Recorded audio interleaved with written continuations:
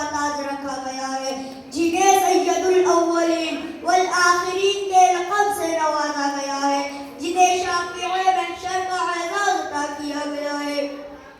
جن کو ساقی کوثر کے منصب عظیم سے سرفراز کیا گیا ہے، جن کو معراج کی رات سارے نبیوں کی امامت کا شرف حاصل ہوا ہے، جن کی امت کو دنیا کی بہترین امت کہا گیا ہے، جن کے نام کو اللہ تعالیٰ نے اپنے نام کے ساتھ ہر جگہ ذکر کیا ہے، یعنی آج میں آپ کے سامنے مدنی تاجدار آقا نامدار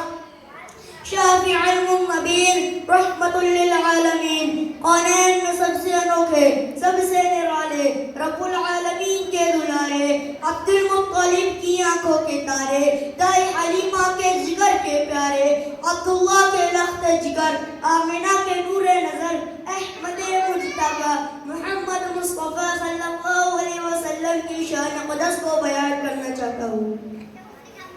ناموس رسالت کی علم بردار بیٹو، نبی اکرم صلی اللہ علیہ وسلم کی شان قدس کا انداز اس سے لگایا جا سکتا ہے کہ اللہ تبارک و تعالی نے قرآن مقدس کی بے شمار آیت میں آپ صلی اللہ علیہ وسلم کے اوصاف کمالات، اخلاق و اطوار اور حسن و جمال کا تذکرہ کیا ہے۔ چنانچہ آپ صلی اللہ علیہ وسلم کی رحمت کو بیان کرتے ہوئے قرآن کہتا ہے وَمَا أَرْسَلْنَاكَ إِلَّا رَحْمَةً لِلْعَالَمِينَ، اے نبی ہم نے آپ کو سارے جہاں کے لیے رحمت بنا کر بھیجا ہے۔ آپ صلی اللہ علیہ وسلم کے اخلاق کا تذکرہ کرتے ہوئے قرآن کہتا ہے وَإِنَّكَ لَعَلَىٰ خُلُقٍ عَظِيمٍ، اے نبی بے شک آپ اخلاق کا اعلیٰ مرتبہ پر فائز ہیں۔ آپ صلی اللہ علیہ وسلم کے کمالات کو بیان کرتے ہوئے قرآن کہتا ہے وَكَانَ فَضْلُ اللَّهِ عَلَيْكَ عَظِيمًا، اے نبی آپ پر اللہ تعالیٰ کا بہت بڑا فضل و کرم ہے۔ آپ صلی اللہ علیہ وسلم کی اطاعت کو اللہ کی اطاعت قرار دیتے ہوئے قرآن کہتا ہے مَن يُطِعِ الرَّسُولَ فَقَدْ أَطَاعَ اللَّهَ، جس آدمی نے رسول اکرم کی اطاعت کی تو حقیقت میں اس نے اللہ کی اطاعت کی۔ آپ صلی اللہ علیہ وسلم کے مقام کی بلندی کا تذکرہ کرتے ہوئے قرآن کہتا ہے مَن يُطِعِ إِنَّا أَعْطَيْنَاكَ الْكَوْثَرَ، اے نبی ہم نے آپ کو حوض کوثر عطا کیا ہے۔ آپ صلی اللہ علیہ وسلم کے اپنے امتیوں سے بے پناہ محبت اور لگاؤ کا تذکرہ کرتے ہوئے قرآن کہتا ہے لَعَلَّكَ بَاخِعٌ نَفْسَكَ أَلَّا يَكُونُوا مُؤْمِنِينَ، اے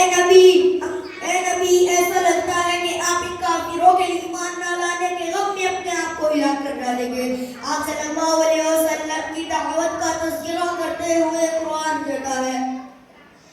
وَلَٰكِن رَّسُولٌ وَمَا أَرْسَلْنَاكَ إِلَّا مُبَشِّرًا وَنَذِيرًا، اے نبی ہم نے آپ کو خوشخبری دینے والا اور ڈرانے والا بنا کر بھیجا ہے۔ آپ صلی اللہ علیہ وسلم کی نبوت و رسالت کا ذکر کرتے ہوئے قرآن کہتا ہے وَلَٰكِن رَّسُولُ اللَّهِ وَخَاتَمَ النَّبِيِّينَ، محمد اللہ کے رسول ہے اور خاتم النبیین ہے۔ الغرض اس قسم کی بے شمار آیت ایسی ہے جن میں اللہ تعالیٰ نے اپنے محبوب کے اوصاف کمالات کا نہایت ہی دلکش انداز میں تذکرہ کیا ہے، جس سے نبی اکرم صلی اللہ علیہ وسلم کی شان و رفعت اور بلندی مقام کا اندازہ لگایا جا سکتا ہے۔ امت مسلمہ کے شہزادوں، رسول اکرم صلی اللہ علیہ وسلم کی شان قدس سے بھی اعلیٰ ہوتی ہے کہ صحابہ کرام کی مقدس اور پاکیزہ جماعت نے بھی آپ صلی اللہ علیہ وسلم کی خوب مدح سرائی کی ہے اور آپ صلی اللہ علیہ وسلم کی روشن زندگی کے ہر ایک پہلوؤں پر تفصیل سے گفتگو کی ہے۔ چنانچہ آپ صلی اللہ علیہ وسلم کی صداقت و دیانت اور سچائی و ایمانداری کا تذکرہ کرتے ہوئے حضرت علی فرماتے ہیں کان اصدق الناس لہجہ، یعنی آپ صلی اللہ علیہ وسلم گفتگو کے اعتبار سے سب سے سچے تھے۔ آپ صلی اللہ علیہ وسلم کی شرم و حیا کا تذکرہ کرتے ہوئے حضرت ابو سعید خدری فرماتے ہیں کان النبی صلی اللہ علیہ وسلم اشد حیاء من العذراء فی خزرها، یعنی آپ صلی اللہ علیہ وسلم بے عہدہ اور با پردہ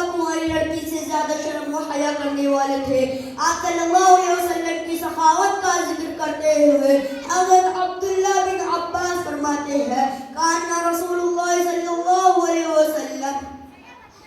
اجواد الناس بالخیر، یعنی آپ صلی اللہ علیہ وسلم مال و دولت خرچ کرنے میں تمام لوگوں سے بڑھ کر سخی تھے. آپ صلی اللہ علیہ وسلم کی شفقت و رحمت اور عمدہ صفات کا ذکر کرتے ہوئے آپ کی چہیتی بیوی حضرت عائشہ فرماتی ہے